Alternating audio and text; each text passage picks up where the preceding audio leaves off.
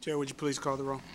Allen, Yes. Campbell, Yes. Hinkle, Yes. Lanier, Yes. McGlynn, Yes. Mahler, Yes. Pena, Yes. Smith Alexander, Yes. President Hoskins. Yes. 9 yeas. Thank you. Public comment, Janice Richardson. Janice Richardson. Michael, your name ain't Janice. No, I'm just messing with you. How you doing, Mr. Booker? Good. How are you? Fine. I am here today because I am dissatisfied with the disciplinary action taken against a student who has repeatedly beat my son. I am also dissatisfied in the way that the faculty has handled the situation that occurred on February 14, 2008. My son Amani was pushed down on the playground during recess at Camp Hall Elementary School. He was stomped repeatedly in the stomach, kicked in his leg, and, told "nigga, get up," while being stomped. When Amani tried to get up, another child pushed him down. He was left laying face down on the ice while staff directed the children to line up to go back in for recess. Another child notified a staff member that my son was on the ground. This incident was not witnessed by an adult.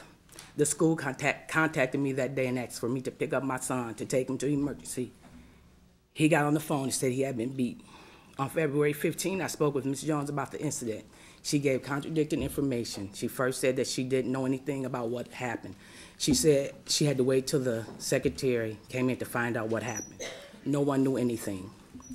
She then said that she dropped the child off at home that abused my son and instructed his family that he had to return with a parent. I asked for an incident report, and she said she'd find out what happened and get back in touch with me. I then called Larry Johnson to inquire about the matter. He said that he would find out why there was no incident report and he would be back in touch with me. He never called me back. I was never contacted again until I wrote a letter to Dr. Taylor, Ms. Jones, and Larry Johnson. I notified Mr. Hemholt concerning this matter. He assured me that I hear from someone soon. On February 29th, Ms. Jones met with me to discuss the incident and informed me that the mother hadn't brought the child back to school until 7 days later. Ms. Jones said that she felt that since he was gone for 7 days, that was long enough. The time frame that the child was gone was not a suspension given by the school. It was just a time frame as to when his parent decided to bring him back. My understanding from our conversation was that the parent had received any suspension notification from the school. I felt the child should still have been held liable for his actions upon his return to school.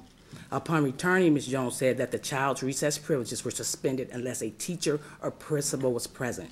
I feel that this action was unsatisfactory for such a harsh beating. I felt that GRPS Public School is liable for what happened to my child and is accountable for not knowing what happened to him while on school property, where he was beat and neglected. They are accountable for not following up with me after the vile incident.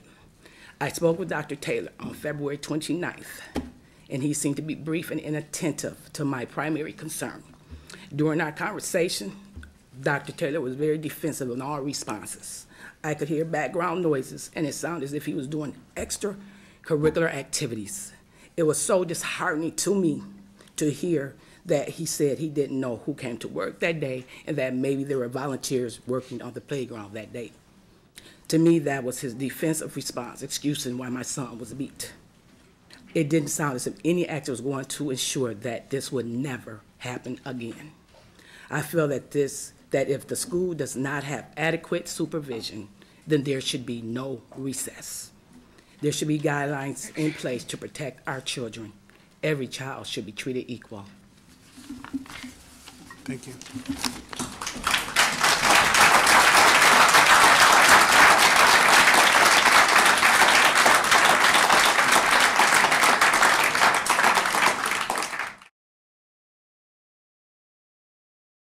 This is just to thank those who are associated with this fundraising event for North Park's building renovation. I was asked to be in this fashion show, but unfortunately I was recovering from a minor surgical procedure, but they gave me the name of the organization, and I'm looking right at, why don't you come up here and explain this for me? Yes. That's what happens when you come. You can get called on this.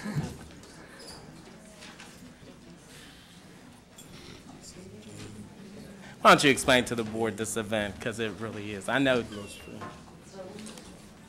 Good evening. We had a committee of teachers and parents who put together a fashion show. They had, it was I Love T-shirts is what it was called, and the money that they raised from it, they're putting towards the renovation of our building. And Dave Dave Allen was one of the models. pinch hit Thank for you, me. Dave. So he does not want us to show this CD because I certainly thought it'd be interesting. But I want to You thank still have your evaluation. I know. coming up. I want to thank you publicly for pinch hitting for me. I will make this commitment that if you do it next year, I will be there. And please thank the T-shirt that they made. Somebody offered me $50 for that T-shirt, so it is that. It was. You are rich. It is. I didn't give it away though. I said just came in, so I still have it. But Thank you. I just wanted to say thank you for that.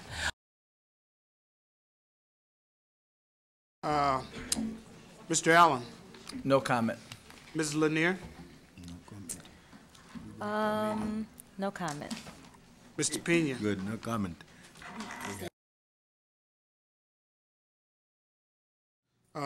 Let me say this, board members, we do have a closed session downstairs immediately following this session up here.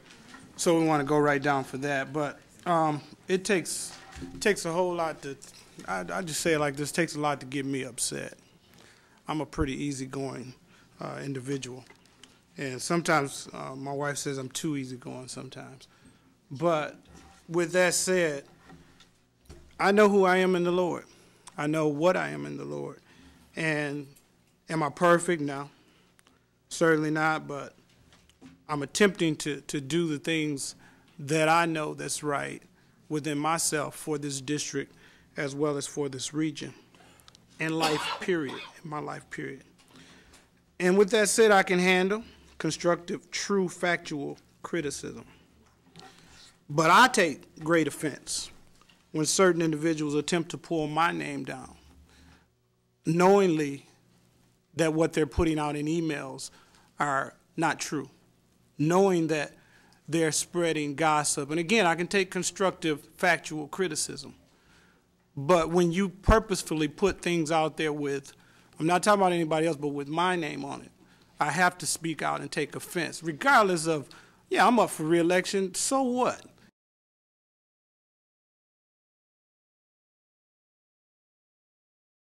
Mrs. Richardson, I'm sorry no one didn't get back to you, but I will talk to Dr. Taylor and President Hoskins sometime tonight or maybe tomorrow, and you'll get some results.